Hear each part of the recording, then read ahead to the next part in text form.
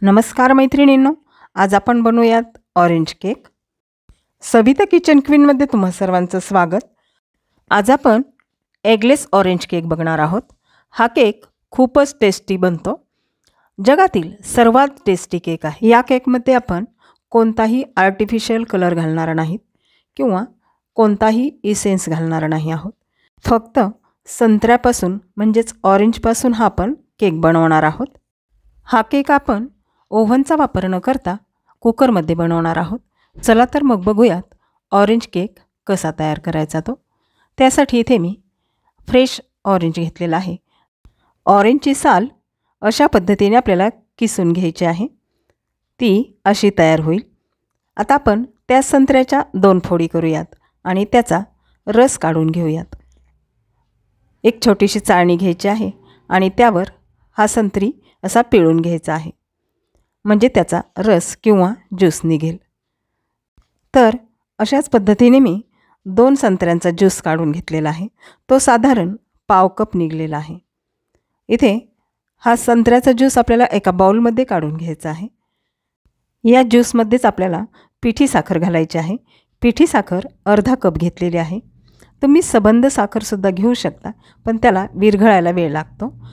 आता यामध्येच आपल्याला पाव कप तेल घालायचं आहे।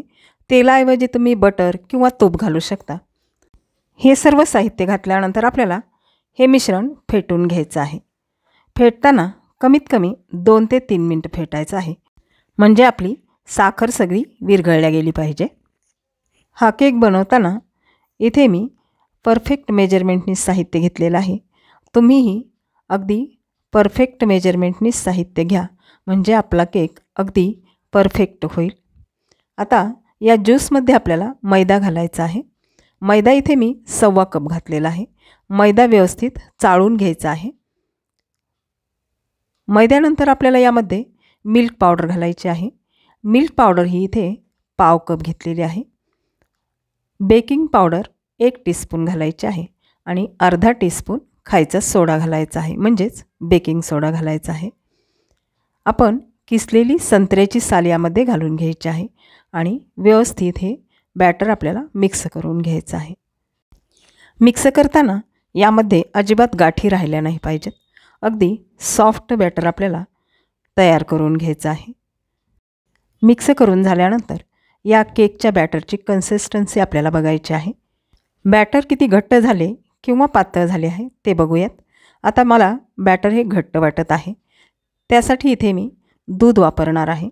याऐवजी तुम्ही संत्र्याचा ज्यूससुद्धा वापरू शकता। इथे मी सुरुवातीला पाव कप दूध घेतलेलं आहे, ते यामध्ये घालणार आहे। घालताना अगदी थोडं थोडं घालायचं आहे। 2 चमचे इथे मी दूध घातलेलं आहे आणि हे बॅटर पूर्ण असं मिक्स करून घेतलेलं आहे। आता पुन्हा इथे मी अजून दूध घालणार आहे। बॅटर घट्टच वाटत आहे। बाकीचं सगळं दूध घालणार आहे आणि बॅटर व्यवस्थित मिक्स करून घेणार आहे। इथे मला बरोबर पाव कप दूध लागलेलं आहे। आता बॅटरची कन्सिस्टन्सी तुम्ही बघू शकता, अगदी व्यवस्थित झालेली आहे। इथे मी कुकरचा डबा घेतलेला आहे, त्याला ऑइलने ग्रीस केलेला आहे आणि बटर पेपर हा त्याच्यावर लावलेला आहे। आता यामध्येच आपल्याला हा केक बनवायचा आहे। त्यामध्ये आपण हे बॅटर घालून घेऊयात आणि थोडंसं याला टॅप करून घेऊयात। इथे मी केक करण्यासाठी कोणताही केक टीन वापरलेला नाही, अगदी घरातल्या कुकरच्या डब्यातच हा केक तयार केलेला आहे। यावर आपल्या आवडीनुसार टूटी फ्रूटी घालायची आहे। आता इथे मी एक कुकर गरम करून घेतलेला आहे, म्हणजेच फ्री हीट करून घेतलेला आहे। त्यामध्ये एक स्टँड ठेवलेला आहे आणि हा कुकरचा डबा यामध्ये ठेवून द्यायचा आहे।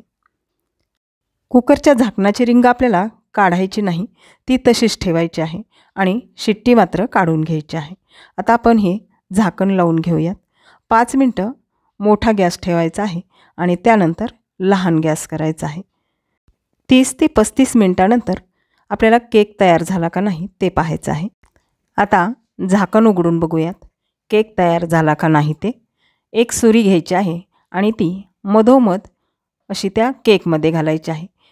आपली सुरी स्वच्छ निघालेली आहे, याचा अर्थ केक आपला तयार झालेला आहे।